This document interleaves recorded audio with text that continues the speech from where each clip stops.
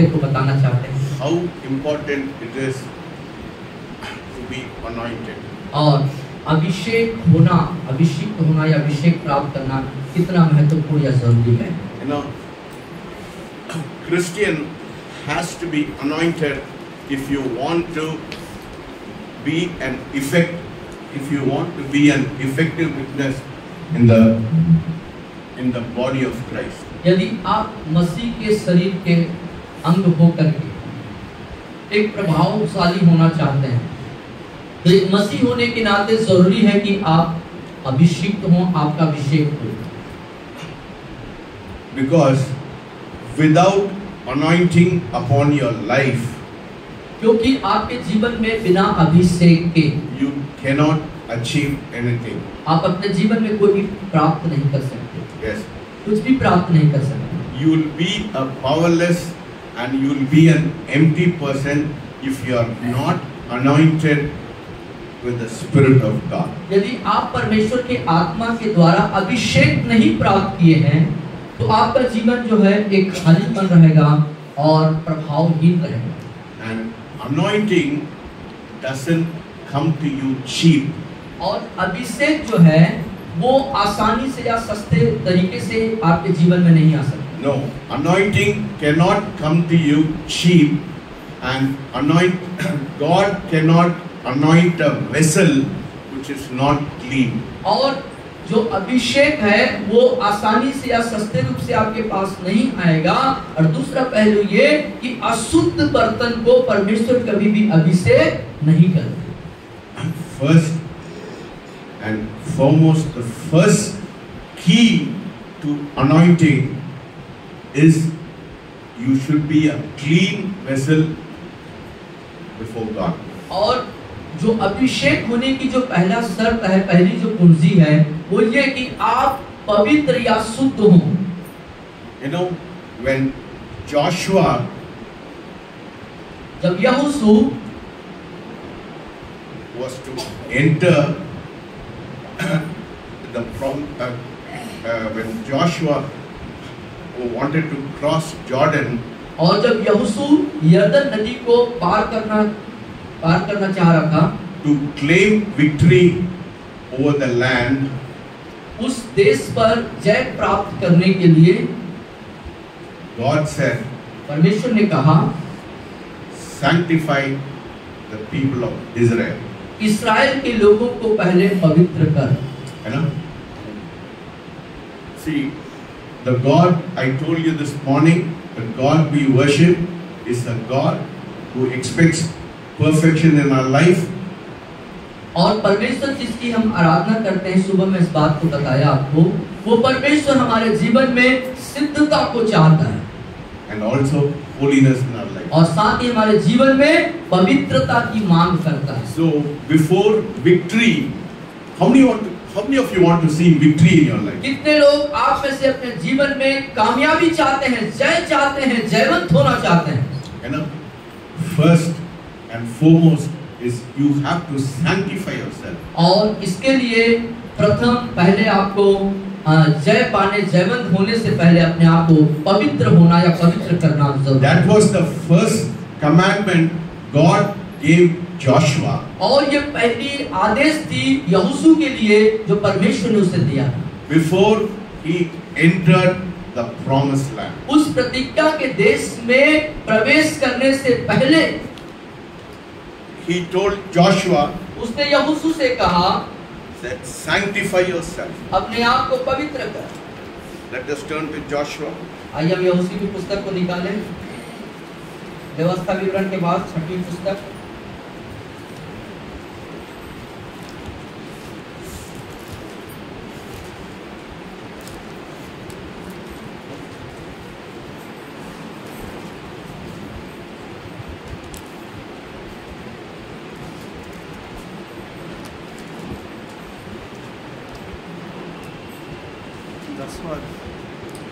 दसवां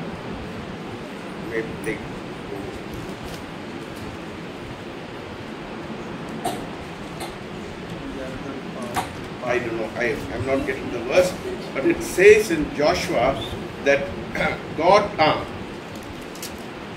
Joshua chapter 3, 3rd chapter, verses 5. और उसकी 5वीं आयत, यहोशू 3 अध्याय के 5वीं आयत में ये बात लिखी हुई है। फिर यहोशू ने प्रजा के लोगों से कहा, तुम अपने आप को पवित्र करो, क्योंकि कल के दिन यहोवा तुम्हारे मध्य में आश्चर्य कर्म करेगा। कितना लोग आश्चर्य कर्म देखना चाहते हैं? कितने लोग आश्चर्य कर्म देखना चाहते हैं? If you want to see wonders in your life, you have to sanctify yourself. यदि आप अपने जीवन में आश्चर्य कर्म अर्थात चमत्कारों को देखना चाहते हैं, तो सर्वप्रथम आपको अपने आप को पवित्र करना होगा। Now, see, don't take following Christ very easily. I am telling you. और मैं इस बात को आपको कहना चाहता हूँ, मसीह के पीछे चलने की बात को आप हल्के में मत लीजिए। I am not talking about a religion here. मैं यहाँ पर किसी धर्म के बारे में बात नहीं कर रहा हूँ। I am not talking about a religion. मैं किसी धर्म की चर्चा नहीं कर रहा I हूँ। am talking about a relationship. मैं एक संबंध के बारे में बता रहा हूँ। Unless and until you have a proper relationship, your life will not be fruitful.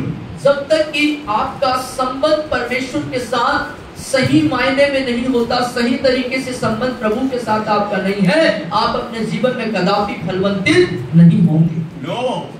See, God is not a God of compromise. और परमेश्वर समझौता का परमेश्वर नहीं है। God cannot compromise with evil. और बुरी चीजों से, बुराइयों से परमेश्वर समझौता नहीं करते। Before we come to God, हम परमेश्वर के सम्मुख आने से पहले God expects His children to be perfect. और परमेश्वर अपने बच्चों से उम्मीद करता है, अपेक्षा रखता है कि उसके बच्चे सिद्ध हो जाएं, सिद्ध रहें। Here also in Exodus chapter 33 और 33 अध्याय निर्गमन के पुस्तक में भी and verses 5 and 6. 5 और 6 पद में हम देखेंगे। निर्गमन की पुस्तक उसकी 33 अध्याय और 5 और 6 आयत में हम देखते हैं, क्योंकि यहोवा ने मूसा से, सब लोग बोले, क्योंकि यहोवा ने मूसा से कह दिया था, इस्राएलियों को मेरा यह वचन सुना, तुम लोग तो हठीले हो, यदि मैं पल भर के लिए तुम्हारे बीच होकर चलूं, तो तुम्हारा अंत कर डालूंगा। इसलिए अब अपने अपने गहने अपने अंगों से उतार दो, कि मैं जानूं कि तुम्हारे साथ क्या करना चाहिए। इसलिए इस्राएली होरे पर्वत से लेकर आगे को अपने गहने उतारे रहे। Oh, if God says strip your ornament, it is not your gold and your silver. और परमेश्वर यहाँ पे गहने उतारने की बात कर कह रहे हैं, तो आपके सोने और चांदी से मतलब नहीं है। God is talking about your heart. परमेश्वर आपके दिल के बारे में बात कर रहे हैं। You know, victory always precedes sanctification always precedes victory. और पवित्रकरण जो है वो हमेशा जय की ओर ले जाता है, जय को दिखाता है। नहीं, जय को पहले आता है। जय के पहले पवित्रकरण आता है ना, बिना पवित्रकरण को जय नहीं मिलती। नहीं, मसीहत का जीवन कैसा है? मसीहत का जीवन कैसा है? पवित्र है। पवित्रता। क्योंकि परमेश्वर क्या बोल रहा, आप मैं पवित्र हो, तुम भी पवित्र बनो। So if you want victory in your life, it is very very important that your life should be clean. और यदि आप अपने जीवन में कामयाबी, जय, सफलता पाना चाहते हैं, तो आपके जीवन में पवित्रता का होना बहुत जरूरी है। Without the issue of cleansing in your life, आपके जीवन का शुद्धिकरण जब तक नहीं हो जाता, God cannot touch you. परमेश्वर आपको नहीं छुएंगे। God will not touch a person who's not clean, जो व्यक्ति शुद्ध नहीं है, पवित्र नहीं है, परमेश्वर उन्हें कभी नहीं छुएंगे। God will not pour His Spirit on an unclean vessel. और एक अशुद्ध बर्तन पर परमेश्वर कदापि अपने आत्मा को नहीं उड़ने देंगे। See, when one sin can bring defeat in your life. और आप जाने कि एक पाप आपके जीवन में जो है हार को लेके आ सकता है। How many of you know the story of Achan? कितने लोग आकान की कहानी जानते हैं, आकान के इतिहास को जानते हैं? No? Only one. एक ही व्यक्ति। So let us turn to Joshua. आइए यहोशू की पुस्तक चलें। Can you give me the reference, please? Somebody can tell me where, in which chapter it is? Joshua. Seventh chapter. Okay. Yeah. Can you read it? Yeah. Seventh chapter.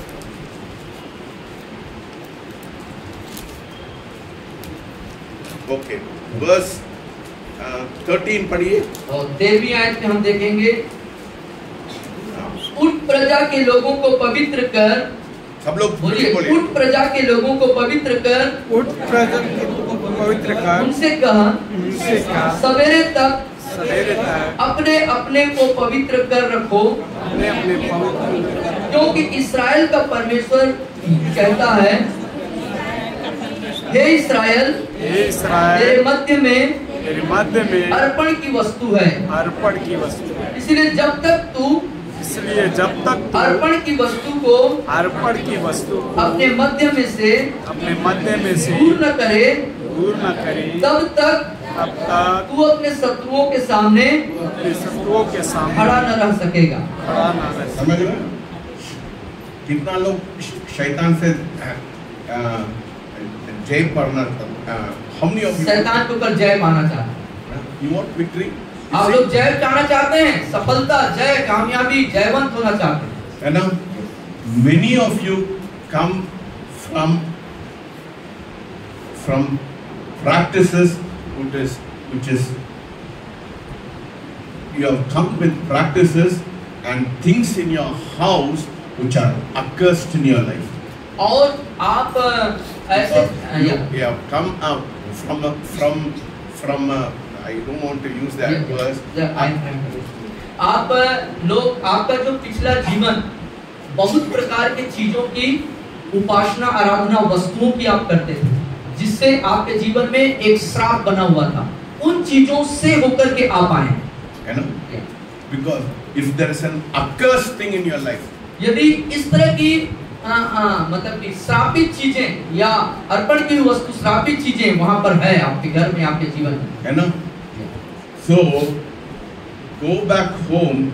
If you have stolen something in your life, return it to the person.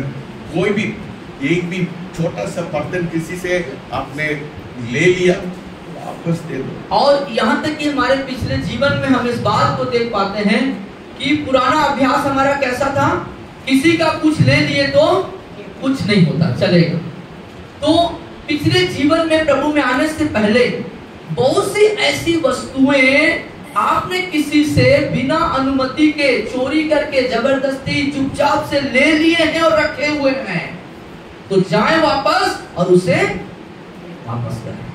सब कुछ आपके घर से निकाल दो, सब कुछ, वो चीजें जो आपने व्यक्ति के बिना जाने ले लिए हैं, चोरी से ले लिए हैं, आपके घर में है। Anything which is cursed in your life, remove it from your life. Otherwise, blessing will not come into your life. और ऐसी चीजें जो अनचाहे ढंग से आपने रख लिया है और वो आपके घर में है, वो श्रापित है, उससे आपको क्या है, जय नहीं मिलेगी, है ना? Anything, any item in your house which does not glorify the Lord Jesus Christ, if it is in your house, it will bring curse in your life. कोई ऐसी वस्तुएं भी आपके घर में हो जिससे प्रभु यीशु मसीह को महिमा नहीं मिल रहा है ना? तो उस चीजों को अपने जीवन से, अपने घर से हटा दें, क्योंकि वो आपके लिए एक श्राप लेके आए। You see, understand that? आप समझ रहे हैं उस बात को? कितना लोग आशीष करना चाहते हैं क्या? आशीष होना चाहते हैं आप लोग? Then accursed thing should not be there. और ऐसी चीजें जो रुकावट है वो नहीं होना चाहिए। Because of your previous practices, some things may remain in your house which can be a hindrance for blessing to come into your life. पुराने अन्य जाति की से स्वभाव और व्यवहारिकता के कारण बहुत सी चीजों को आपने अपने घर में रखा है, वो नहीं हटेगा तो आपके जीवन में श्राप बनी रहेगी और आप जय नहीं पाएंगे। After the fasting prayer, go home and remove it, anything which the Spirit of God tells you, है ना?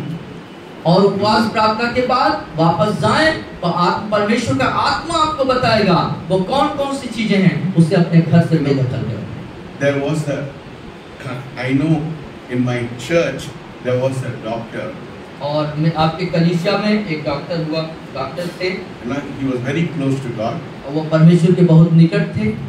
You know, God showed him hanger क्या बोलते हैं वो, you hang your shirt or a pant, कपड़ा पर टांगने वाला हैंगर होता है ना, वो नीचे गिर गया, it fell down. Lord showed that is a borrowed item. देखिए how minute details God is looking in your life. और उसने देखा कि वो जो हैंगर है वो गिर गया और उसके परमेश्वर ने दिखाया कि वो किसी का लिया हुआ है। See? तो कितना छोटे चीज को भी परमेश्वर हमको दिखाता है। हो सकता है वो बहुत छोटी सी कोई सूक्ष्म सी चीज होगी, आप ऐसा बोल के नजरअंदाज मत करिएगा ये छोटा चीज है, इससे क्या मतलब है। छोटे से छोटे चीज को भी लौटाना। किसी से आप लोग पैसा लिया वापस लौटाना, पैसा आप ले लिया उसको लौटाना। I bought a bed from Haryana handloom, जानते हैं कितना लोग हरियाणा हैंडलूम जानते हैं? I bought a bed there. मैं उसको पैसा देने के लिए मैं भूल गया। और हरियाणा हैंडलूम से आपने हमेशा we go there and buy items and we give money later, so I did not pay him that money. और हमेशा आप जाया करते हैं और वहाँ लेते हैं, लेन देन होती रहती है, बाद में वहाँ पे पेमेंट होता है, लेकिन no, I did not, I forgot and I neglected it. और एक बार ऐसा हुआ कि आपने कुछ खरीदारी करी और देने के लिए भूल गए और आप उसको बिल्कुल मतलब भूल गए। And that person sold that shop and went to Chennai.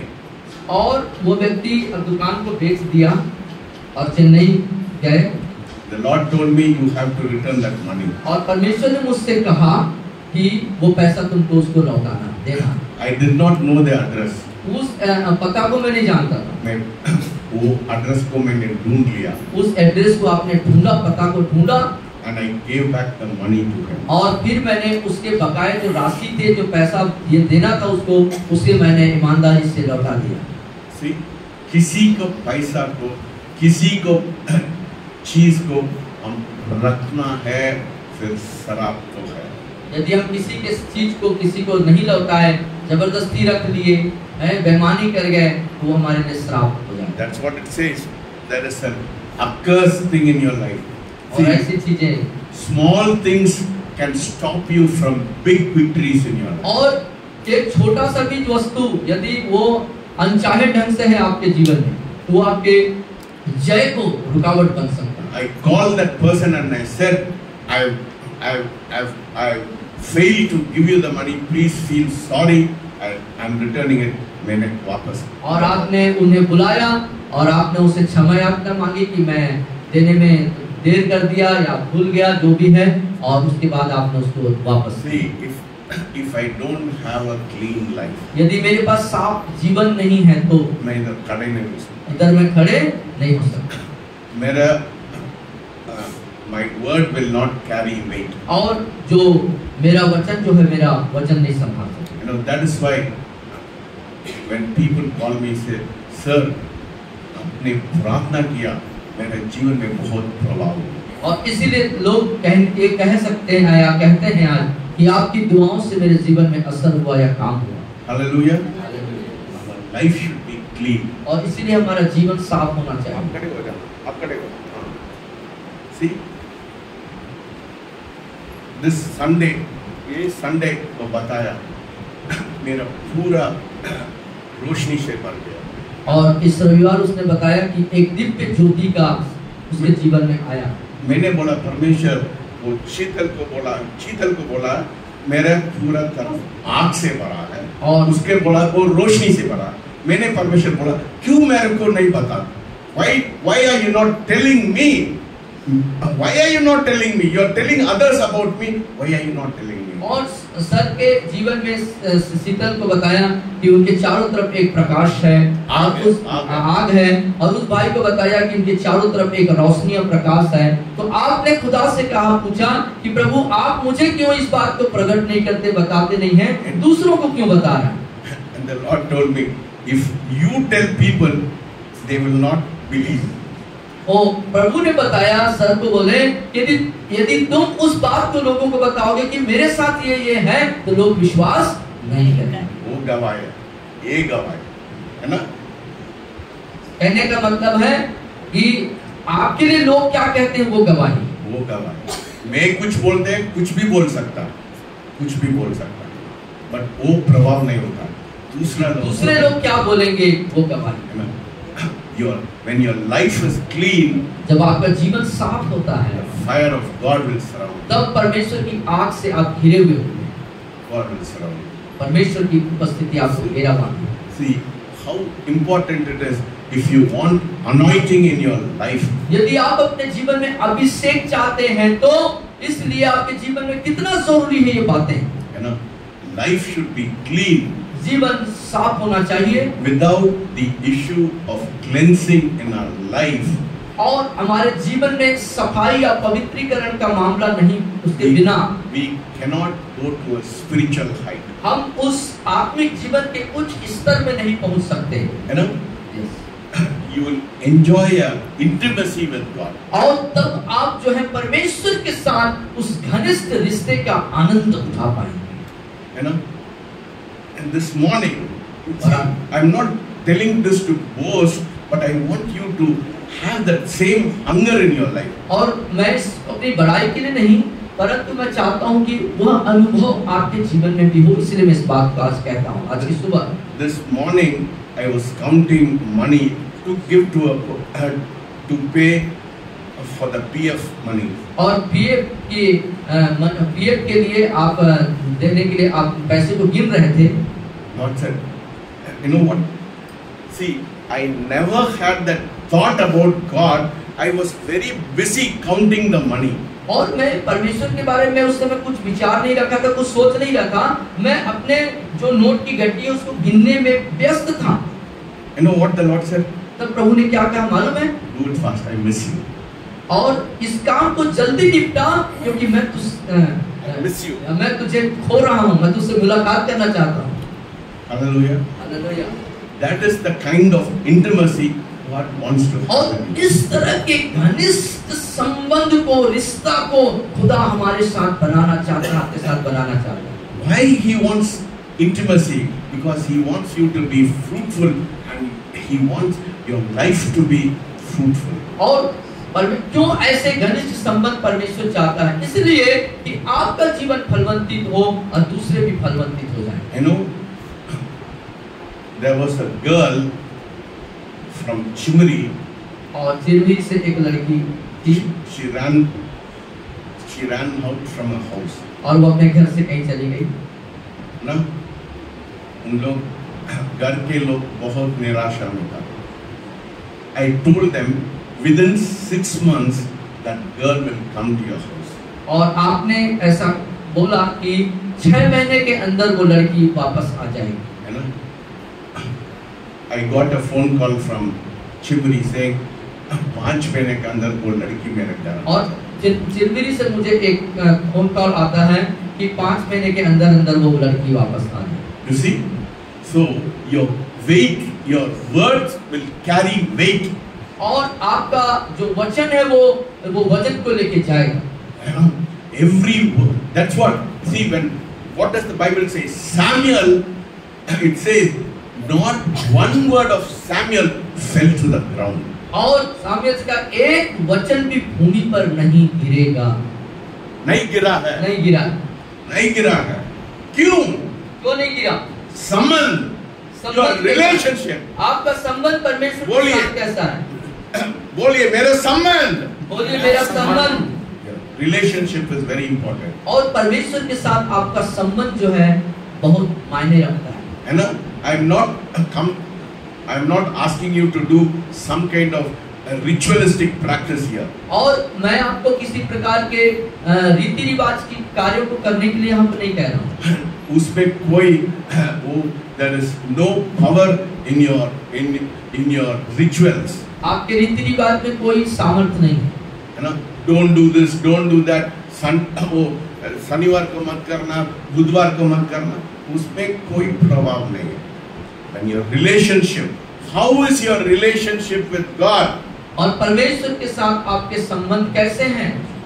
Unless and until your life is clean, और जब तक कि आपका जीवन साफ या पवित्र नहीं है, you cannot enter into an intimacy with the Lord Jesus Christ. तब तक आप परमेश्वर के साथ घनिष्ठ संबंध के रिश्ते में संबंध में नहीं आ सकते। In Exodus, in Joshua, everywhere we see that God wants His children first to sanctify before He gives victory. और चाहे निर्गमन हो या यहोशू की पुस्तक, सब जगह परमेश्वर का फरमान है कि उसके बच्चे, उसके संतान जो है पवित्र बने, शुद्ध रहे।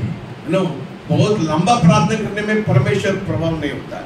God is not interested in your big prayer. आपके लंबे-लंबे प्रार्थनाओं से परमेश्वर का कोई रुचि नहीं है।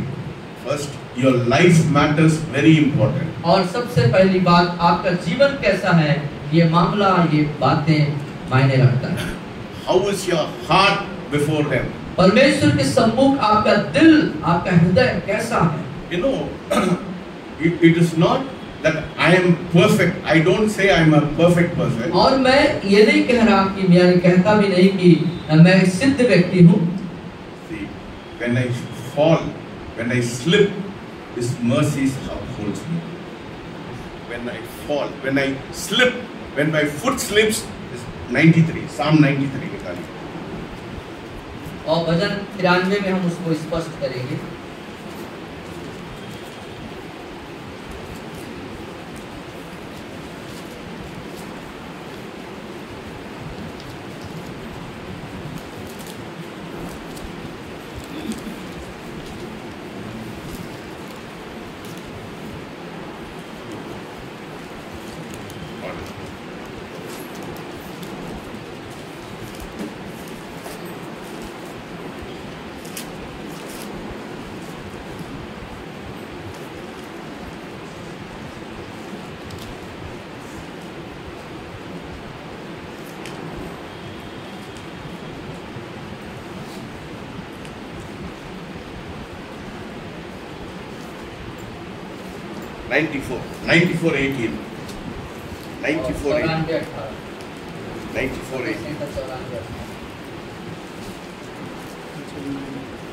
जब मैंने कहा मेरा पाँव फिसलने लगा,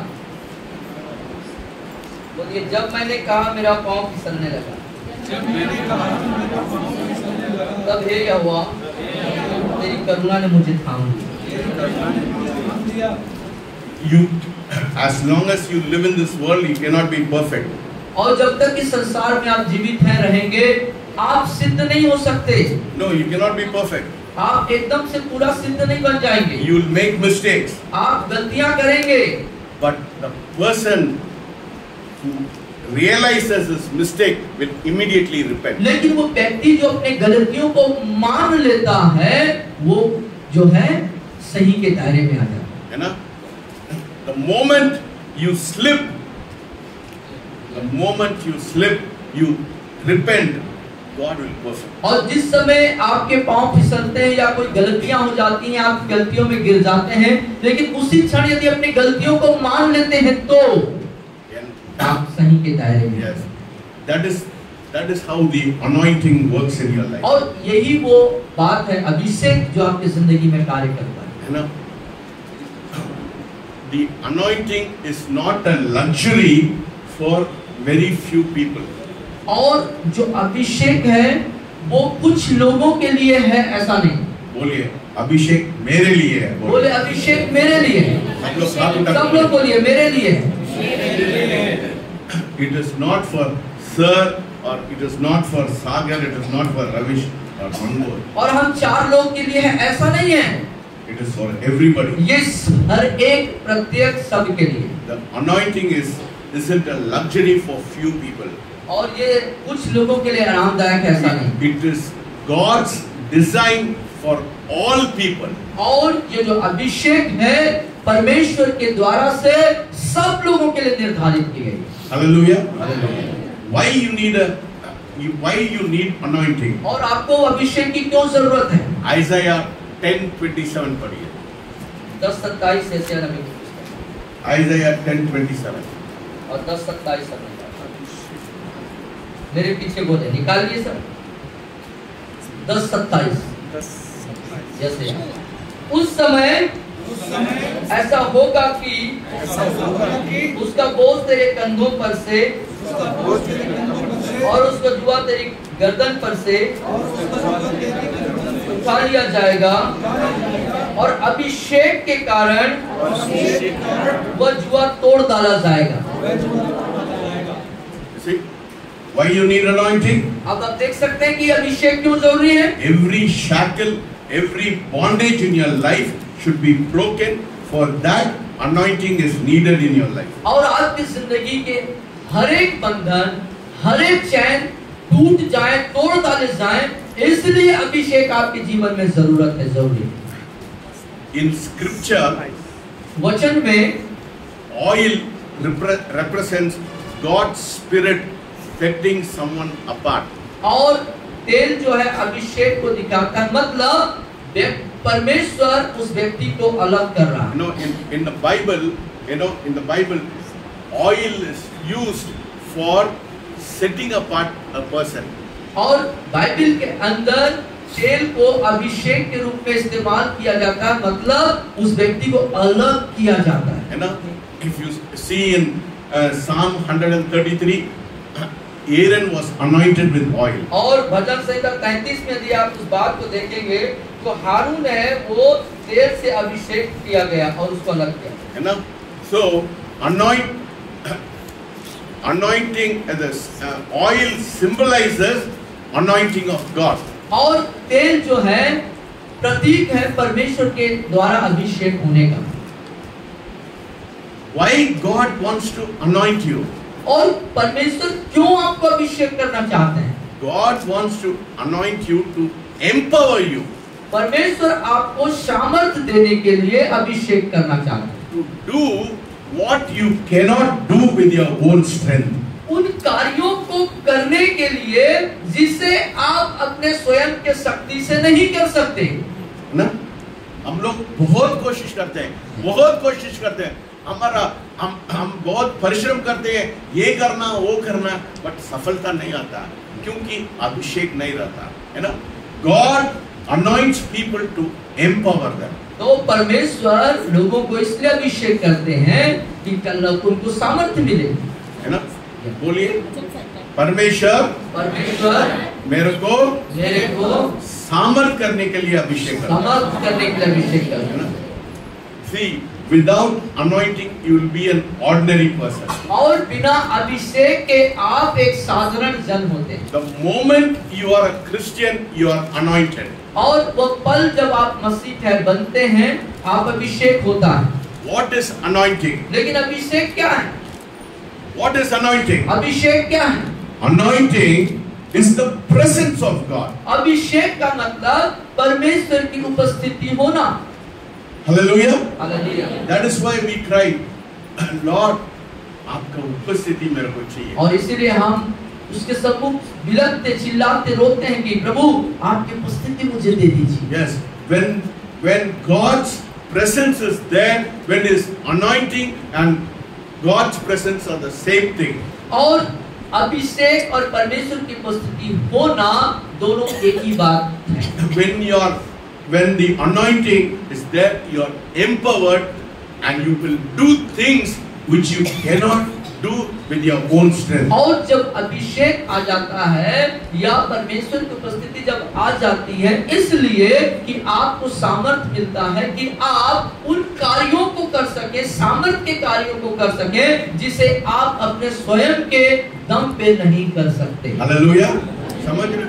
You know, how many of you know Samson? The like कितने लोग सिमसोन को जानते हैं? बाइबल के सिमसोन न्यायों की पुस्तक में मिलेगा। When as long as Samson was anointed, he had a supernatural strength. और जब तक सिमसोन के ऊपर परमेश्वर का अभिषेक बना हुआ था, तब तक वो अलौकिक सामर्थ्य से भरा हुआ था। With the jawbone of a donkey, of an ass, he killed 10,000 people. और गधे के जबड़े से उसने गधे के मुंह के उसके जबड़े से उसने 1000 लोग को मार डाला। कब? अभिषेक होने है ना? He tore a lion. उसने सिंह को फाड़ डाला when अभिषेक was. जब अभिषेक था। But when the anointing left him, लेकिन जब अभिषेक उसे छोड़ के चला गया, तब वो कमजोर हो गया। वो निर्बल और कमजोर हो गया। समझ रहे हो ये बात को?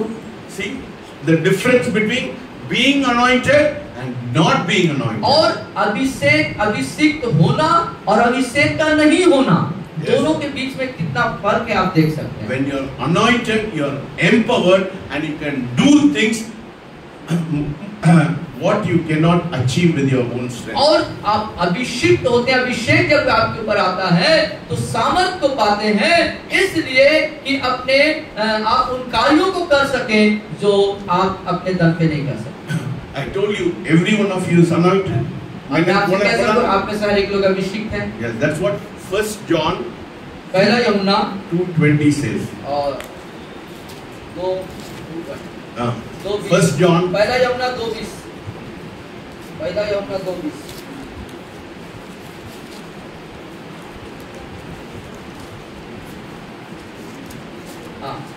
परंतु तुम्हारा तो उस पवित्र से अभिषेक हुआ है और तुम सब कुछ जानते हो। Anointed not only makes you powerful, it also gives you the knowledge of the Lord Jesus Christ. और अभिषेक सिर्फ सामर्थ्य नहीं, परंतु प्रभु यीशु मसीह के ज्ञान के प्रकाश को दे देता है। Hallelujah. Hallelujah. See, anointing, how important anointing is upon your life. It gives you the strength and also it gives you a revelation power in your life. और जो अभिषेक है वो सिर्फ सामर्थ्य नहीं देता, सामर्थ्य तो देता है, साथ में प्रभु यीशु मसीह के बारे में ज्ञान के प्रकाशन को देता है। Do not do ministry without anointing of God. और परमेश्वर के अभिषेक के बिना कभी भी सेवकाई न कीजिएगा। समझ रहे हैं बात? समझ रहे हैं आप? ना, बिना अभिषेक को आपको सेवा मत करिए, किसी से बातचीत मत करिए। You know, without anointing, without God's anointing upon your life, do not do ministry. और आपके जीवन में जब तक परमेश्वर का अभिषेक न हो, आप सेवा न कीजिए। The truth is, many of us are trying to work for God without walking with God. और सत्य ये है, हम में से कई लोग परमेश्वर की सेवकाई को करते हैं बिना परमेश्वर के साथ चले। मेरे से मैं करना चाहते हैं, मेरे से करना चाहते, मेरे से कुछ नहीं कर सकता। You cannot do anything with your own. और आप अपने से, लोग का कहना था मैं अपने से करना चाहता हूँ, लेकिन आप अपने से कुछ नहीं कर सकते। We grind, we push, we use our power.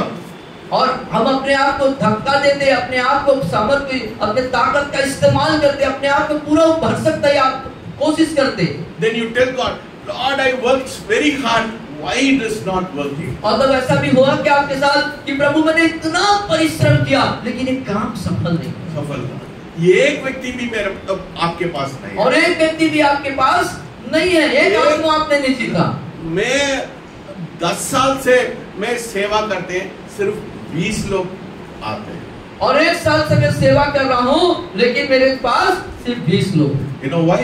मालूम है क्यों? First reason, पहला कारण, your life is not clean आपका जीवन सही साफ नहीं है and you are not anointed. और आप अभिषिक्त नहीं। Simple है, you know? आप साधारण इंसान हैं। कोई बोलता है मेरे को 10 साल से 20 लोग में सिर्फ मेरे मिनिस्ट्री, मेरे सेवा में, मेरे बात में सिर्फ 10 लोग आते हैं, 20 लोग आते हैं 10 साल से, उसका मतलब है आपका जीवन ठीक नहीं है, आपका अभिषेक ठीक नहीं है।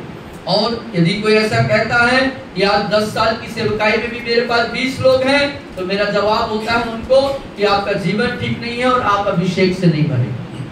That is not how the kingdom of God works. और ये वो तरीका नहीं है कि कैसे परमेश्वर का राज्य काम करे। परमेश्वर के राज्य के काम करने का तरीका ये नहीं है। ये नहीं है। That is not how the kingdom of God और works. परमेश्वर का राज्य काम करे इस तरीके से, ऐसा नहीं है। You know, the disciples of the Lord Jesus Christ, the apostles, और प्रभु यीशु मसीह के जो चेले थे, जो प्रेरित थे, when Jesus died, they were afraid and they were in a very closed room. और जब प्रभु यीशु मसीह की मृत्यु हुई तो वो डर गए थे और एक कमरे में बंद हो गए। You know, they were afraid of the Pharisees and the Sadducees. They thought they'll come and kill them. और फरीसी सदूकी और उस समय के उन लोगों से वो डरे हुए थे, इसलिए कि लोग आके हमें मार न डालें। अरे लोग डरपोक था, है ना? They were all afraid. और वो सब डरे हुए थे, डरपोक थे। Peter denied Jesus. और यीशु मसीह, पतरस ने यीशु मसीह का इनकार कर दिया। Peter was the most very bold person, but he was afraid. और पतरस जो कि बड़ा ही साहसी व्यक्ति था, लेकिन वो डर गया उस समय। But what happened? What happened? लेकिन क्या हुआ? Jesus said, "Go tarry in Jerusalem." और उस यीशु ने कहा, यरूशलेम में ठहरे रहो। Acts 1:8 पढ़िए। और प्रेरितों के काम 1:8 में हम देखते हैं।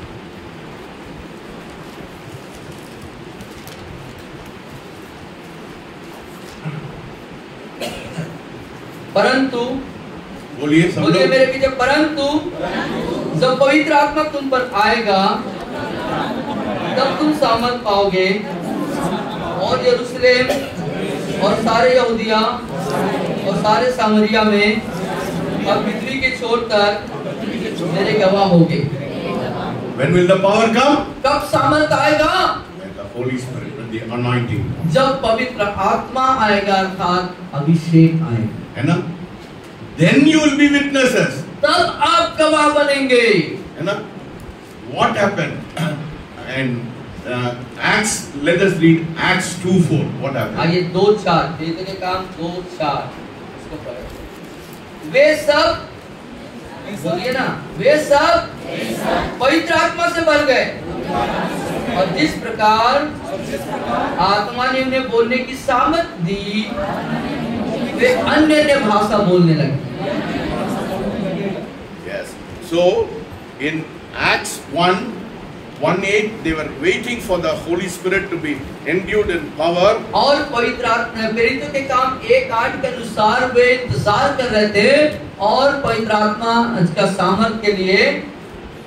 And in Acts 2:4 और वहाँ प्रेरितों के काम 2:4 में क्या देखते हैं? they were all filled with the Holy Spirit and power. वे सब पवित्र आत्मा से भर गए, सामर्थ से भर गए। And what happened when they were filled with the Holy और Spirit? क्या हुआ जब वो पवित्र आत्मा से भर गए? Verses 2, and it says, how many people were added? कितने लोग जुड़ गए उसमें?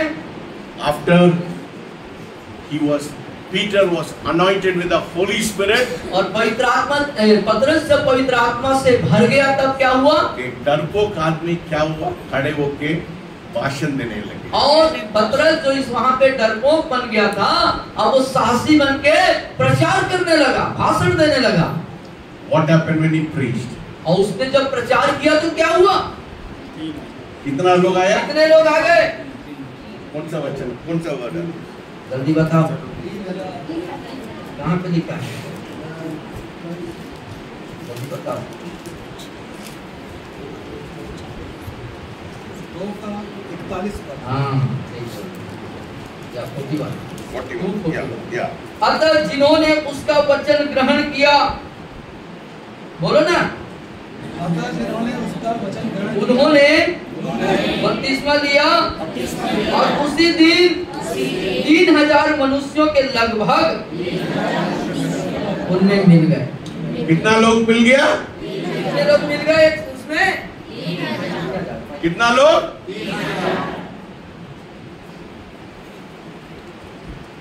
कब हुआ? कब हुआ ये 3000 लोग कैसे जुड़ गए, कैसे कब हुआ? When they were all जब वे सब अभिषेक पाए। अभिषेक। सो रहे हैं क्या आप? ना? आप जानते हैं ना क्यों आपके सेवा में सिर्फ 20 लोग आते हैं? क्यों आपकी सेवा में 20 लोग आ रहे हैं मालूम? क्योंकि अभिषेक नहीं। क्योंकि अभिषेक नहीं। ये साधारण बात है, ये साधारण है ना? अभिषेक, बिना अभिषेक के कारण वो पीटर अभिषेक हुआ, क्या हुआ? 3000 लोग आ गए एक प्रचार। There was power. वह सामर्थ था। And after that what happened? और उसके बाद क्या हुआ? And we see the power went to great power. अब सामर्थ बड़ा सामर्थ बन गया, महान सामर्थ बन गई। Hallelujah. Hallelujah. When at the time of Pentecost they were filled with power. और पेंतिकुस्त के समय में वे सामर्थ से भर गए। And after that और उसके पश्चात they were filled with great power. तब वे बड़े सामर्थ से भर गए। Where is that? Great power. 4:13. 33. 4:33 33 में आ जाइए। या 35 अब 33 और 33 मेरे पीछे बोले प्रेरित बड़ी सामर्थ से प्रभु यीशु के जी उठने की गवाही देते रहे और उन सब पर बड़ा अनुग्रह था। पेंटिकोस्ट का समय में क्या हुआ? पेंटिकोस्ट में समय में, इधर देखो, यहाँ ध्यान। हेलो, पेंटिकोस्ट के समय में उन लोग सामर्थ से भरा है।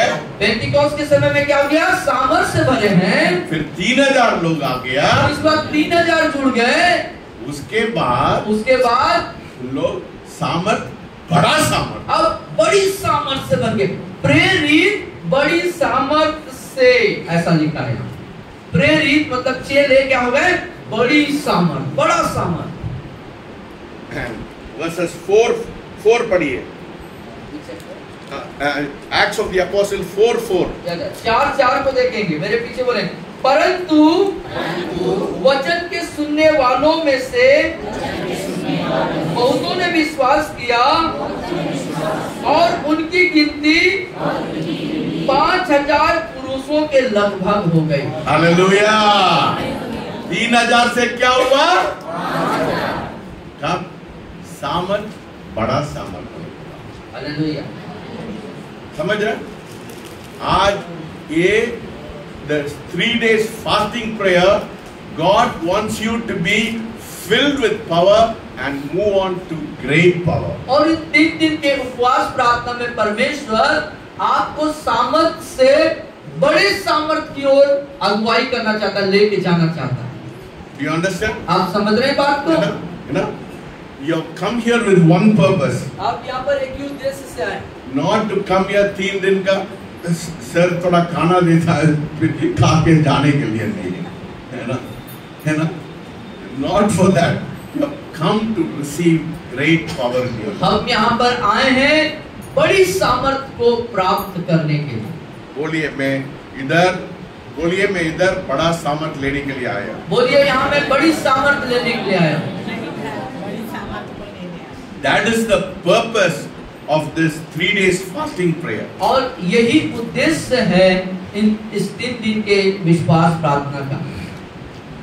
From power you should move on to great power. सामर्थ से उठ के बड़ी सामर्थ में प्रवेश When करना। when you are anointed and do ministry, you will move from power to great power. और जब आप अभिषेक हो करके सेवकाई को करेंगे तो सामर्थ से हो करके बड़े सामर्थ की ओर आप परिवर्तन में होंगे। Hallelujah. Hallelujah. Next, the anointing is not maintained with your effort. और इस बात को समझें, अभिषेक को आप अपने स्वयं के बलबूते पर, अपने मेहनत प्रयास पर उसको आप मेंटेन नहीं करेंगे, है ना? You cannot maintain the anointing with your effort. अपने स्वयं के प्रयास से आप अभिषेक को मेंटेन नहीं करेंगे। मेरे को देखिए, इधर देखिए, आपका चाय को पीते जाइए लेकिन नजर इधर लगाइए, है ना? निगाहें हम पर हो इधर। है ना? The anointing is not maintained with your effort. बोलिए। आपके प्रयास, बोलिए मेरे स्वयं के प्रयास से अभिषेक को मेंटेन नहीं कर सकता।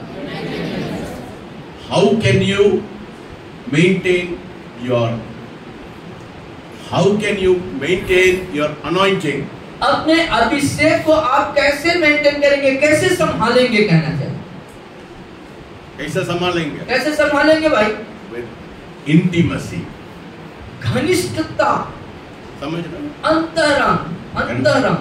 No, you can maintain your anointing with intimacy. और परमेश्वर के साथ घनिष्ठ संबंध के जरिए द्वारा ही अपने अभिषेक को आप संभालें। You can ask me, how can I maintain my intimacy with God? अब प्रश्न है कि अब मैं परमेश्वर के साथ अपनी घनिष्ठता को कैसे मेंटेन करूंगा, संभालूंगा। This morning I want to tell you, anointing is not cheap. और मैं आपकी स्तुति बोला था कि वो अभिषेक जो है सस्ता नहीं है। बोलिए, अभिषेक सस्ता नहीं मिलता सस्ता है। नहीं है, आसानी से सस्ते से नहीं मिल जाता अभिषेक। Anointing is not, you have to develop an intimacy.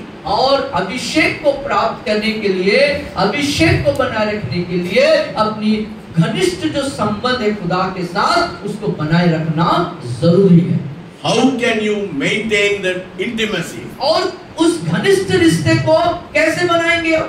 You ask me, sir, you are saying we have to develop an intimacy. How do I develop that intimacy? और आप कहेंगे, सर आप बता रहे हैं कि घनिष्ठ संबंध को हमको विकसित करना है, बढ़ाना है, लेकिन उसको मैं कैसे अपने घनिष्ठ रिश्ते को, संबंध को बढ़ाऊं? गुप्त स्थान, अपने गुप्त स्थान के द्वारा, सीक्रेट प्लेस, वो गुप्त स्थान में जाने के। Psalm 91, भजन 91, है ना? He that dwells in the secret place of the Most High shall abide in the shadow of the Almighty. वो जो परम प्रधान के छाये स्थान में बैठा रहे, वह सर्वशक्तिमान की छाया में ठिकाना पाएगा। He that what dwells, not visit. Visit नहीं करना है। विजिट मतलब मुलाकात होता है, मुलाकात करने के लिए नहीं जाना है। वो विजिट मतलब मुलाकात भी नहीं है, जस्ट जाकर कैसे मिल के वापस आना, है ना? हम लोग मिल के आ जाना, मिल के आने वाली बात नहीं है यहाँ। किसके रिश्तेदार के घर जाएंगे, थोड़ा समय जाएंगे, उसके बाद वापस आएंगे। घर में कब तक रहेंगे? हमेशा घर में रहेंगे, ऐसा है ना? ठीक है, कहीं समझ रहे हैं बात को, है ना? गुप्त स्थान में he that dwells मतलब उधर रहना है। वह जो बैठा रहे, बैठे रहना। Intimacy can be developed when you dwell in the secret place, not visit that secret place. रिश्तेदार का घर नहीं जाना है। रिश्तेदार के घर में आप नहीं ठहरते हैं। कहाँ ठहरते हैं? घर में ठहरते हैं। और जब आप अपने जो घनिष्ठता है उसको तभी आप बरकरार रख सकते हैं, मजबूत बना सकते हैं, जब वहां बैठे ही रहेंगे, वहां स्थायी हो जाएंगे। That should be your address. और ये आपकी पहचान होना चाहिए। Don't visit. आपके रिश्तेदार के घर नहीं जाना है, उधर ठहरना। जैसे हम रिश्तेदारों या किसी को क्या करते हैं, सिर्फ मिलने जाते हैं, उसी प्रकार परमेश्वर से मिलने नहीं जाना है, उधर रुकने के लिए जाना, है ना? Many Christians only visit, they don't dwell. और बहुत से मसीह परमेश्वर से मिलने जाते हैं, वहां रुकने या ठहरने नहीं जाते। ठहरने में इतना आसानी नहीं है, और वहां ठहरना या रुकना इतना आसान बात नहीं नहीं है ना? 15 मिनट प्रेयर, 30 मिनट प्रेयर, आधा घंटा प्रेयर में विजिट करेंगे। 15-20 मिनट के प्रार्थना मतलब मुलाकात की और चलते। Intimacy cannot be developed. और ऐसी स्थिति में हम परमेश्वर के साथ घनिष्ठ रिश्ता, घनिष्ठ संबंध नहीं बना सकते। बोलिए, मैं परिश्रम करना है गुप्त स्थान में रहने के लिए। बोलिए, मुझे परिश्रम करना है गुप्त स्थान में रहने के लिए। It is not easy, I am telling you. और मैं आपसे कह रहा हूँ, ये आसान बात नहीं है ना? This morning, the Lord woke me up at 1 o'clock. 1 बजे। और परमेश्वर ने 1 बजे रात में आपको जगा दिया। हमेशा मैं 2 बजे उठते हैं, बस आज मैं 1 बजे उठा है। और 2 बजे हमेशा आप जगते हैं, लेकिन आज 1 बजे जग गए, है ना? जल्दी उठ गया। देखिए, इतना आसानी नहीं है, मैं बोल रहा हूँ, I'm telling you, it is not very easy. और मैं आपसे इस बात को बार-बार कह रहा हूँ कि इतना आसान नहीं है। आग जलता है, सिर दुखता है ना? बिना वो without sleep, you will have a headache, your eyes will burn. और यदि आप पर्याप्त नींद नहीं लेते हैं, आँख में जलन हो जाता है, सिर में दर्द हो जाता है, और बहुत सारी बातें होती हैं, है ना? I hardly sleep for 2 or 4 hours a day, and इधर आके हम लोग, मैं 9 बजे से 12 बजे से मैं प्रार्थना करते हैं, उसके बाद 1 बजे से 4 बजे प्रार्थना करते हैं, सुबह 2 बजे, इतना में करते हैं। Right from 2 o'clock till 4 o'clock in the evening, I am in the presence of God. और 2 से 4 जो शाम का समय होता है, आप परमेश्वर की उपस्थिति में होते हैं। No, I am not boasting. I am telling you. Oh, if you want to develop an intimacy, और ये बात बड़ाई करने के लिए नहीं बोल रहे हैं सर, बल्कि आपको प्रेरणा देने के लिए बोल रहे हैं। If you want to be an effective witness, यदि आप प्रभावशाली गवाह बनना चाहते हैं तो, if your word दम, आपका वचन में दम होना चाहिए, फिर परिश्रम करना। आपके बातों में वजन हो, आपके बातों में दम हो, उसके लिए आपको परिश्रम करना हो। हालेलुया, है ना?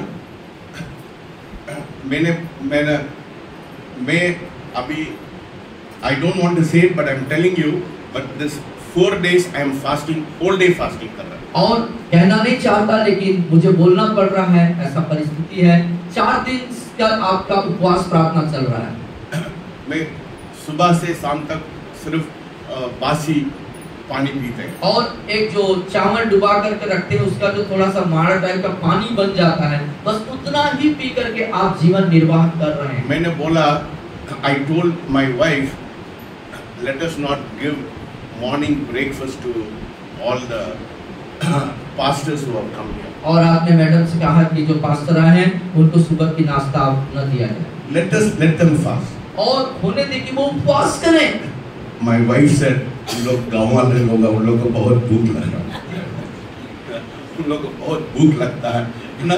उन लोग पूरा दिन वो परिश्रम नहीं कर सकता है ना? बहुत दिक्कत है ना? हकीकत बात है क्या? ये बात हकीकत है ना? उन लोग पूरा दिन फास्टिंग नहीं कर सकता। हम लोग उन लोग को सुबह भी नाश्ता देंगे, शाम को भी देंगे, एक बार फास्टिंग, और एक टाइम का फास्टिंग रहेगा, और सुबह और शाम उनको दिया जाए। मेरा कोई टायर्ड दिख रहा है? मैं सर 4 दिन से फास्टिंग में है, और थकावट दिख रहा है कि आप उनके चेहरे पे सिकंद है कोई? तुम लोग 40 साल का है, मैं 70 साल का है। इधर 70 साल का, उधर 40 के से, तो देख लीजिए, तुलना करिए आप, है ना? आप लोग खड़े होने के लिए बैठ जाते हैं। आप लोग खड़े नहीं हो पा रहे, बताइए। आराधना के समय आप लोग बैठ जाते हैं।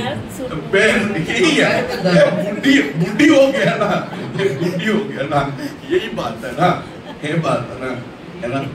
मैं जवान हूँ, मैं अभी भी 35 साल का, वो कब होता है? अभिषेक। ये तब होता है, सारी चीजें आप बर्दाश्त कर सकते हैं तब जब आपके ऊपर अभिषेक होता है ना। Moses, Deuteronomy chapter 33, 34. और व्यवस्था भी 34 अध्याय में आ जाए। Last, I think 7th verse, Deuteronomy 7, I think. Let us read. आखिरी अध्याय 34 अध्याय के 7वें पद में।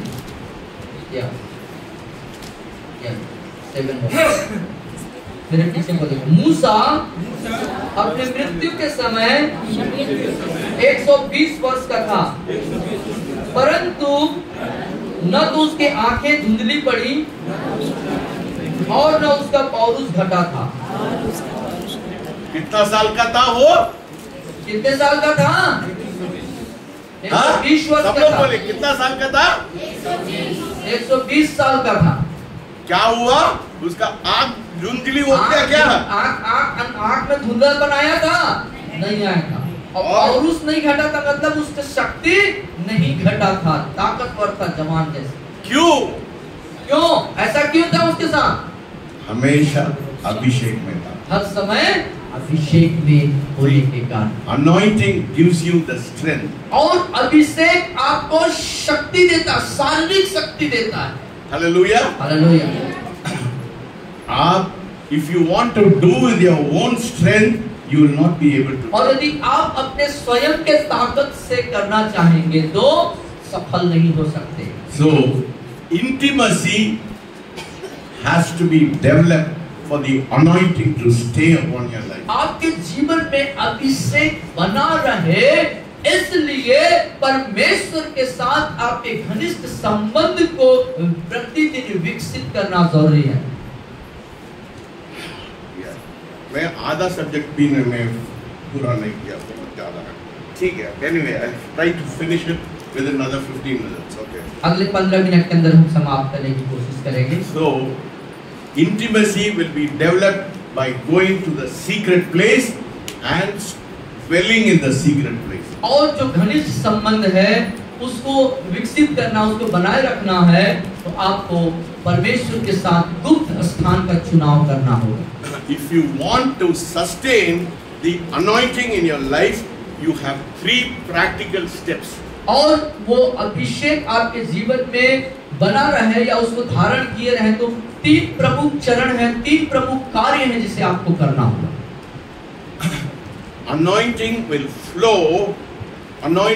flow from private intimacy. That is the first step for anointing. First key to receive anointing in your life is private intimacy. अकेले जाना। और अकेले में घनिष्ठ संबंध में आप जब अकेले में रहेंगे तब आपका अभिषेक उसमें होना।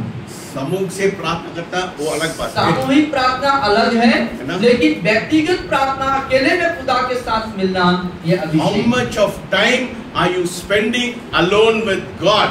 That intimacy will give you the anointing in your life. और परमेश्वर के साथ अकेले में कितने वक्त आप गुजारते हैं, ये बात निर्धारित करेगा आपके ऊपर अभिषेक को बने रहने का। Not with public performance. वो भाषण देने से में नहीं आता है। और ये प्रचार या लोगों के बीच में भीड़ में रहने से नहीं होगा। That is why I tell my pastor, इधर उधर मत दौड़ना है, अकेले अकेले, go alone, go alone. One day of God's favor, परमेश्वर का एक दिन का अनुग्रह is equal to lifetime of labor. वो जीवन भर के परिश्रम से के बराबर है। आप जीवन भर करने वाला काम को एक दिन में कर सकते हैं। हालेलुया। आप जितना परिश्रम, शारीरिक परिश्रम जीवन भर करेंगे, उतने उस पूरे काम को आप एक दिन में कर सकते हैं जब उसका अनुग्रह आपके ऊपर है ना। This is what God told me. ये बात परमेश्वर ने आपको बोला है ना। This is a very prophetic word I am telling you. और ये बहुत ही भविष्यवाणी की बात है, इसको आप ले लीजिए। God gave me this revelation. ये प्रकाशन खुदा ने आपको दिया, आप इसको ले लीजिए, लिख लीजिए। One day of God's favor is equal to lifetime of labor. और परमेश्वर का एक दिन का अनुग्रह होजाना आपके जिंदगी में आपके जिंदगी के तमाम दिनों के कार्यों के बराबर है।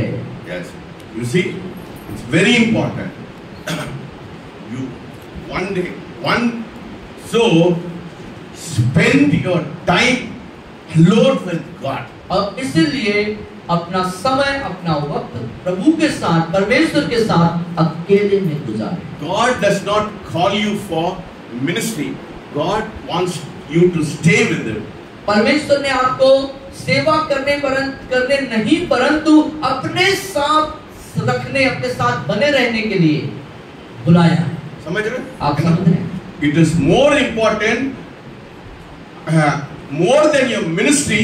God wants your personal relationship. और कितना समय उसके साथ व्यतीत करो। और सेवकाई के जो परिश्रम में सेवा जो आप करते हैं उससे ज्यादा उत्तम बेहतर ज्यादा महत्वपूर्ण बात है परमेश्वर के साथ वक्त गुजारना उसकी उपस्थिति में अकेले में रहना क्योंकि परमेश्वर इसीलिए बुलाया है ना। So God your private time with God very carefully. तो परमेश्वर के साथ जो आपका व्यक्तिगत समय जो वक्त गुजारना है उसको सुरक्षित रखें उसको संभाल के रखें। No, that is why God said, you know, in Luke 14 कितना 14:35 क्या वो बोला क्या बोला परमेश्वर वो आपके माता पिता या 14 मत्ती 14 उसकी 26-27 में है। हाँ देखिए मैं पढ़ता हूँ। यदि कोई मेरे पास आए और अपने पिता अपने और माता और पत्नी बच्चों भाइयों बहनों वरन अपने प्राण को भी अप्रिय न जाने तो वो मेरा चेला नहीं हो सकता। Hallelujah. You see, you have to guard your time with God. It is very important. और महत्वपूर्ण बात है ये आपके लिए कि परमेश्वर के साथ जो वक्त है जो समय है आपका गुजारने का उसे आप संभालें। No, the greatest hindrance is Satan wants to distract you from having a close relationship with God. और परमेश्वर के साथ हमारा व्यक्तिगत अकेले में समय गुजारने वाली बात को ही न गुजारे करके परमेश्वर क्या करता है बाधा व्यवधान उत्पन्न करता है। शैतान करता है। शैतान उत्पन्न करता है। शैतान करता है। शैतान रुकावट लाता है। He knows if you are very close with God, you can do great, you can achieve great things than when you are working with your own strength. क्योंकि शैतान इस बात को जानता है कि आप ऐसा करेंगे परमेश्वर के साथ व्यक्तिगत समय को गुजारेंगे तो आप जो हैं सफल होंगे और परमेश्वर शैतान हमारे अंदर इस बात को डालता है कि अपने ताकत से काम करो। So guard your private time with God. That is very important. Your private time. Don't allow your family, don't allow anything to disturb you from going to that secret place. और इसलिए बहुत सावधानी पूर्वक और ध्यान में रखते हुए अपने जो समय प्रभु के साथ गुजारना है उसे संभाल के रखें और कोई भी व्यक्ति को उस वक्त को में व्यवधान या डिस्टर्ब करने के लिए अनुमति ना दें। The first thing to sustain anointing first is private your intimacy with God. और अपने जीवन में उस अभिषेक के को धारण किए रहने के लिए अपने घनिष्ठता को बनाए रखना और अकेले में खुदा के साथ वक्त गुजारना जरूरी है। And second key, दूसरा जो कुंजी है pursue obedience. आज्ञाकारिता बने रहना। Obedience is very important. और आज्ञाकारिता बहुत महत्वपूर्ण बात है जरूरी है। That's what it says in Samuel, 1 Samuel 1. पहले सामुएल की पुस्तक में बात को लिखता है।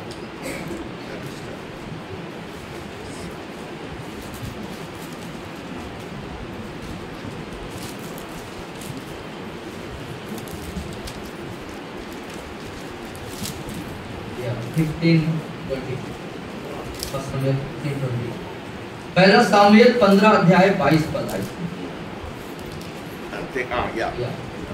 क्या यहोवा बोलिए क्या यहोवा होम बलियों और मेल बलियों से उतना प्रसन्न होता है? बोल नहीं रहे आप लोग, जितना कि अपनी बातों के माने जाने से प्रसन्न होता है। God is not looking for your sacrifice. आपके किसी बलिदान, आपके किसी भेंट की तरफ प्रभु खुदा का ध्यान नहीं है, नहीं चाहता वो।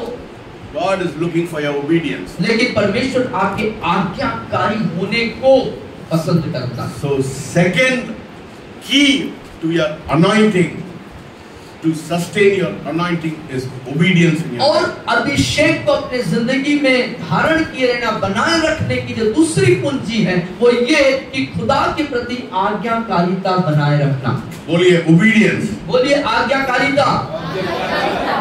वो अभिषेक निरंतर रहने के लिए वो आज्ञाकारी चाहिए। और बोलिए निरंतर अभिषेक होने के लिए आज्ञाकारी जरूरी है ना। थर्ड थिंग, फर्स्ट धूप स्थान में, second obedience, third consecration, cleansing. या और पहला क्या है? गुप्त स्थान में जाना, दूसरा आज्ञाकारी बनना, तीसरा पवित्रीकरण, शुद्धिकरण, है ना। I told you know consecration precedes victory. और शुद्धिकरण कामयाबी को देता है ना, जय को देता है। Yes. Consecration always precedes victory. Even Joshua's life we saw, in Moses' life we saw. और मूसा और यहोशू दोनों के जीवन में हमने देखा कि शुद्धिकरण, पवित्रीकरण से हम कामयाबी, जय को प्राप्त करते हैं। है ना। When you compromise, लेकिन यदि आप समझौतावादी हो जाते हैं, समझौता कर लेते हैं, anointing will lift away from you. और अभिषेक आपसे उठा लिया जाएगा। So choose holiness over convenience in your life. और इसीलिए अपने जीवन में पवित्रीकरण का होने का चुनाव करें। है ना। पवित्रकरण परमेश्वर समझौता नहीं करता। और पवित्रता या शुद्धता, इसमें परमेश्वर का कोई समझौता। There is no substitute for holiness. और उसके लिए कोई दूसरा विकल्प नहीं है। You have to sanctify. आपको पवित्र होना है तो होना है। Because the God we worship is a holy God and He expects consecration from His children. क्योंकि जिस परमेश्वर की उपासना करते हैं वो पवित्र परमेश्वर है और वो अपने बच्चों से उम्मीद करता, अपेक्षा रखता है कि वो भी पवित्र रहे। The anointing will lift when compromise creeps into your life. और जिस दिन आपके जिंदगी में समझौतावादी बात आएगी, समझौता करने लगेंगे, उसी समय उसी दिन क्या होगा? अभिषेक छूट जाएगा। है ना। So choose holiness over convenience and the presence of God will rest on you. और परमेश्वर की उपस्थिति आपके जीवन में यथावत बनी रहे, इसलिए पवित्रीकरण या शुद्धिकरण की बातों को चुनाव करें। तो बोलिए, और तीन चीज क्या है? क्या चीज है? तीन चीज। पहला क्या है? गुप्त स्थान में, दूसरा आज्ञाकारिता, तीसरा शुद्धिकरण। सब लोग नहीं बोल रहे हैं, फिर से बोलिए, दिल से बोलिए, पूरे लोग बोलिए। पहला इधर जाना है, इधर से दिल से बोलिए। पहला दिल से नहीं, दिल से जाना है, दिल से इधर अंदर गया। पहला, दूसरा, तीसरा। पहला, दूसरा, तीसरा। ये अंदर जाना, इधर नहीं, इधर मुंह से नहीं, इधर जाना, इधर रहेगा तो आत्मा में जाना, आत्मा में लेना, नॉट इन योर फ्लैश। उसको शरीर में मत लीजिए, आत्मा के अंदर डालिए। When it gets and you get immersed in this, then you will be an effective witness. ये तीनों चीज जब अंदर जाएगा और इसमें जब डूबेंगे, इसमें डूबना है, तब आपके लिए प्रभावशाली होगा। Anointing breaks the yoke. और अभिषेक क्या करता है? जुए को तोड़ डालता है। It shifts the atmosphere. वो वातावरण को परिवर्तित कर देता है, बदल देता है, माहौल को बदल देता है, and brings fruit in your life. और आपके जीवन में फल लेके आता है। Hallelujah. हालेलुया। है ना? What? It shifts the atmosphere. माहौल को बदल देता है, वो जुआ को तोड़ देता है, सफलता लेके आता है। Yes, फल लेके आता है। फल लेके आता है। समझ रहे हैं ना? ये तीन चीज को आप लोग करेंगे। क्या? जुआ को तोड़ता है, बोलिए, बोलिए ना। जुआ को तोड़ता है, माहौल को बदलता है, माहौल को बदलता है, सफलता को लाता है। कितना लोग चाहते हैं फल कितने सफलता, फलवंतित होना चाहते हैं, फलना चाहते हैं। So pursue anointing in your life. तो इसीलिए अपने जीवन में निरंतर क्या बनना है? पवित्रता को बनाए रखना। You know, there is 3 kinds of anointing. 3 प्रकार का अभिषेक है। 3 kinds of. लिखते जाइए जिनके पास जाइए। 3 प्रकार का अभिषेक है। The first, पहला leper anointing. कोढ़ वाला अभिषेक, लिख लीजिए, कोढ़ वाला अभिषेक, कोढ़ अभिषेक लिख लीजिए, पहला। Second, दूसरा priestly anointing. याजकीय अभिषेक, याजक, याजक से याजकीय अभिषेक, Priestly anointing. And the third और is तीसरा kingly anointing. वो है राजकीय, राजा का राजकीय अभिषेक।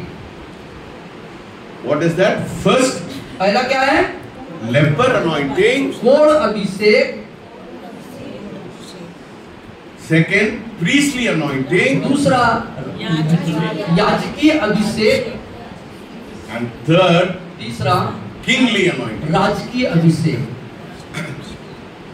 The leper anointing, जो कोढ़ अभिषेक है, when you get the leper anointing, अब ये कोढ़ वाला अभिषेक आप कब मिलता है? when you come out of your sin and accept Jesus as your personal savior. Leper always symbolizes uncleanness. और जो कोढ़ है वो हमेशा हमारे अंदर पाप को दिखाता है, पाप को प्रदर्शित करता है। तो जिस समय आप अपने पाप और गुनाह को छोड़ करके प्रभु यीशु मसीह को उद्धारकर्ता ग्रहण करके उसमें समाहित होते हैं, वो आपका समय होता है कोढ़ वाला अभिषेक। Jesus told the leper to go and cleanse first. और यीशु ने कोढ़ी से क्या बोला था? जा और पहले अपने आप को शुद्ध कर। You know, so leper anointing, you get the leper anointing when you confess your sin and accept Jesus as your personal savior. और कोढ़ अभिषेक आपको तब मिलता है जब अपने पापों का अंगीकार कर लेते हैं, मान लेते हैं और प्रभु यीशु मसीह को उद्धारकर्ता ग्रहण कर लेते हैं। उस समय The second anointing, दूसरा अभिषेक is the priestly anointing. वो है याजकीय अभिषेक। When you get the priestly anointing, और जब आप याजकीय अभिषेक पाते हैं तब you have power to minister and to heal people. और आपके पास सेवकाई करने के लिए, लोग सेवा करने के लिए, लोगों की चंगाई के लिए आप जो है अभिषेक कार्य करते हैं। You know, second anointing for ministry, for healing, God gives you the priestly anointing. और सेवा करने के लिए, for सेवा। सेवा करने के लिए, चंगाई करने के लिए परमेश्वर आपको दूसरा नंबर का जो अभिषेक है राजकीय याजकीय अभिषेक वो देते हैं। The leper anointing is inside, inner cleaning, inner और cleansing. जो कोढ़ अभिषेक है वो आपके आंतरिक जीवन की शुद्धिकरण के बाद। The priestly anointing is for outward ministry. और याजकीय अभिषेक मतलब बाहर की सेवा के लिए है। Inward cleansing, inward anointing, and outward anointing. आंतरिक अभिषेक और बाहरी अभिषेक। समझ रहे कितना? समझ रहे बात को? समझ रहे ना? अंदर अभिषेक हो गया, बाहर अभिषेक हो गया। अंदर जा रहा है? जा रहा है कितने लोग? अंदर जा रहा है, ठीक है, बढ़िया, okay. So the second anointing is priestly anointing. और दूसरा जो अभिषेक है उसको याजकीय अभिषेक कहते And हैं। the third anointing is the kingly anointing. और तीसरा जो अभिषेक है वो है राजकीय अभिषेक। When you have the kingly anointing, you have dominion. और जब आपके पास राजकीय अभिषेक आता है तो आपके पास प्रभुता होती है। And when you have the priestly anointing, you will say, तो शैतान जाओ करके आप बोलेंगे ना, आप आगे लेते हैं। But in the kingly anointing, शैतान आपको देख के भाग जाएगा। और दूसरे नंबर का अभिषेक जो याजकीय अभिषेक में है, उस सेवकाई के अंदर आप शैतान को डांट के भगाते हैं। लेकिन जब राजकीय अभिषेक आपके पास आ जाता है तो उस अभिषेक के दौरान शैतान आपसे खुद डर के भाग जाता है। Oh, पौलुस को देखा ना, बोला ये परमेश्वर के दास में जाना है। ये और पौलुस को दुष्ट आत्मा ग्रसित व्यक्ति देखा तो क्या बोला? ये परमेश्वर का जन है और वो भाग्यवान है ना। So that is the kingly anointing. वो है राजकीय You have अभिषेक। dominion. आपके पास वस्त्र प्रभुता होता है। You know, when Adam did not sin, God gave him a blessing. और जब आदम पाप नहीं किया था उसके पहले परमेश्वर ने उसे आशीष दी थी। उत्पत्ति 1:28 पढ़िए। 1:28 उत्पत्ति में ये बात जिक्र है। 1:28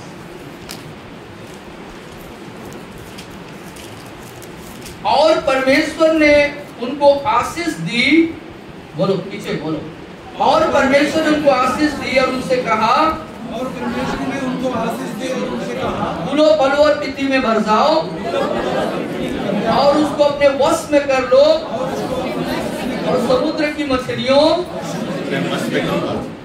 क्या बोला है परमेश्वर? फूलो फलो डोमिनियन, बोलिए वश में करना है, वश में करना है। वो राज की अभिषेक वश में करना है। No, you have dominion, you have authority. आपके पास अधिकार होता है, अधिकार होता है ना। You minister in priestly anointing, you minister, and in kingly anointing you have authority. और जब याजकीय अभिषेक के दरमियान आप सेवा करते हैं, लेकिन राजकीय अभिषेक के अंदर आपके पास अधिकार आ जाता है। बहुत हेवी हो रहा है क्या? ज्यादा? बहुत ज्यादा हो रहा है क्या? संभाल नहीं पा रहे हैं? I think sleeping, Okay. getting tired. Yeah? Sleeping. Yeah. ये मैं बात कर रहा हूँ। Okay. Fine. Oh, so, but the kingly anointing is very dangerous. और जो राजकीय अभिषेक है वो खतरनाक भी है ना। Leper anointing you will get back, priestly anointing you will get back, but kingly anointing is very dangerous. और जो कोढ़ अभिषेक और याजकीय अभिषेक वो तो ठीक है, आप उसमें बने रहेंगे, लेकिन जो राजकीय अभिषेक है वो बहुत खतरनाक बात है। खतरनाक बात है ना, या खतरनाक स्थिति है वहां। King Saul was kingly anointed. और जो राजा साउल प्रथम राजा इस्राएल का, वो राजकीय अभिषेक से अभिषिक्त हुआ था। But when he lost his anointing, लेकिन जब उसने उस अभिषेक को खोया तो क्या हुआ? शैतान आ गया। शैतान उसके अंदर है ना? घुस गया। बाइबल में लिखा है ना, मैं बोल रहा था बाइबल में क्या आत्मा उसके ऊपर आ गया है ना। परमेश्वर की आत्मा छोड़ के कौन सा आत्मा आ गया? शैतान। So be careful. If you have a kingly anointing, you have to be very careful. तो यदि आप राजकीय अभिषेक में जाते हैं या आपको प्राप्त होता है, तो उस दरमियान आपको बहुत सावधान रहने की जरूरत है ना? We should desire kingly anointing. हमें राजकीय अभिषेक की अभिलाषा रखना है। But we have to practice this three: secret place, obedience, consecration. और लेकिन तीन बात को बहुत सावधानी पूर्वक अपने जीवन में लागू करना है। क्या क्या? कि इसके गुप्त स्थान में जाए, ठीक है, आज्ञाकारी रहे और शुद्धिकरण को बनाए रखें, है ना। When you do these three things, ये तीन बातों को जब यदि करते हैं, then you'll walk in dominion over your life. और जब आप प्रभुता के साथ अपने जिंदगी में आप आगे बढ़ेंगे। No, that is what happened with the people of Israel. और ये बात इस्राएल के लोगों के साथ में हुआ। What did God say? और परमेश्वर ने क्या कहे?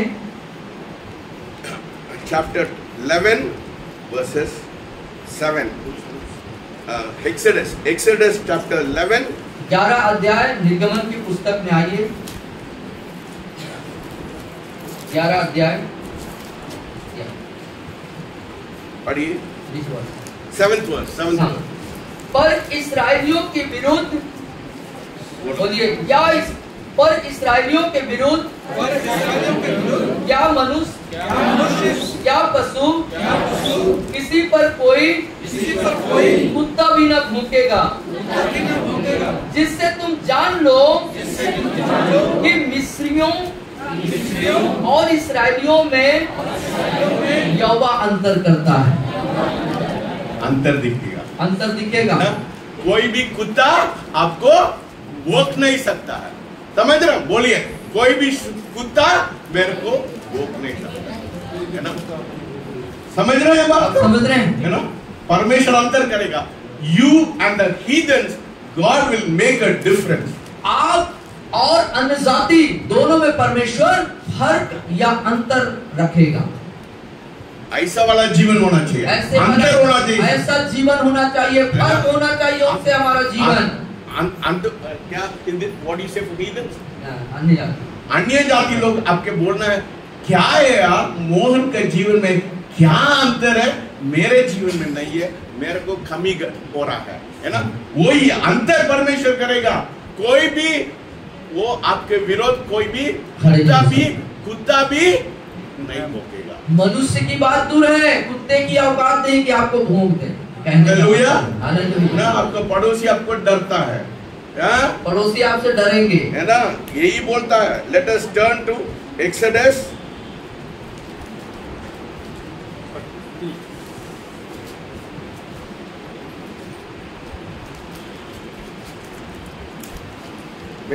आपको बताया ना कौन सा वचन है वो बोला था।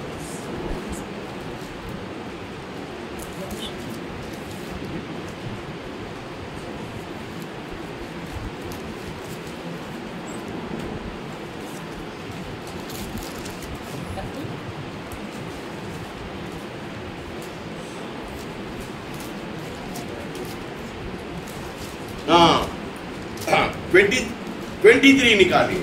23 एक्सोडस 23 निर्गमन 27 और उसका 27। जितने लोगों के बीच तू जाएगा, बोलिए बोलिए पीछे बोलिए, अच्छे से बोलिए, जितने लोगों के बीच तू जाएगा उन सबों के मन में मैं अपना भय पहले से ऐसा संवार दूंगा कि उनको व्याकुल कर दूंगा और मैं तुझे सब शत्रुओं की पीठ दिखाऊंगा। People, God will put the fear of heathens upon you. और अन्य जातियों में आपके लिए परमेश्वर भय, डर को उत्पन्न कर देगा। मैं बोल रहे हैं क्या? मैं बोल रहे हैं क्या? परमेश्वर वचन बोल रहा है। Now what he said, I will send my fear before you, I will cause confusion. उन लोग भ्रमित कर दूंगा, उनके मन में डर उत्पन्न कर दूंगा, भय उत्पन्न कर दूंगा और उनके मन में मतलब कि भ्रमित कर दूंगा, उनका भ्रम उत्पन्न हो जाएगा। फर्क दिखना पड़ेगा, फर्क दिखेगा, डर होना चाहिए, है ना? जॉन नॉक्स में कल बोला ना, जॉन नॉक्स प्रार्थना में वो रानी डर गया ना? Yes. What happened when John Knox prayed? The Queen of Scotland said, "I fear the prayer of John Knox than the army of England." और स्कॉटलैंड की रानी ऐसा कही। आपका पेपर में लिखा है, आपके कागज आपको मिला है, उसमें देखिएगा सभी प्रभु के महान दासों के वक्तव्य उसमें दिए हुए हैं, उसमें लिखा हुआ है, आप खोल के देख सकते हैं कि उस रानी ने ऐसा बोला कि जॉन नॉक्स के प्रार्थना से मुझे इतना डर लगता है, बहुत ज्यादा, इतना ज्यादा डर है कि उतना डर मैं इंग्लैंड की फौज या सेना से नहीं डरती। आपका प्रार्थना ऐसा होना चाहिए, ऐसी प्रार्थना होना चाहिए आपका कि लोग आपकी प्रार्थनाओं से आपके आसपास के लोग बोलना मैं डर गया। हाँ, मैं देवमणि का प्रार्थना के देखे मेरा पति डर गया, है ना? आपका पति डरना है क्या देवमणि? आपका पति डरना, आप आपके पति के ऊपर डरना नहीं है, वो आपका डरना, वो डरना। समझ रहे ना ये बात को? आप हमेशा बोलते हैं मेरे पति को मैं डरते, आप मत डरिए, वो आपका डरना है ना? डर किसका होना चाहिए? दुश्मन को होना चाहिए, जो आपका नहीं होना चाहिए। जो आपके खिलाफ है या जो प्रभु को नहीं जानते, उनके अंदर डर होना चाहिए प्रभु के लोगों के प्रति। Hallelujah, hallelujah. आपका प्रार्थना ऐसी प्रार्थना आपकी होनी चाहिए। Let us close. आइए मैं आपको बंद। डॉली आप प्रार्थना कर सकता हो? डॉली आप प्रार्थना कर सकती हैं क्या? आ जाइए, सामने आ जाओ। Give us the phone.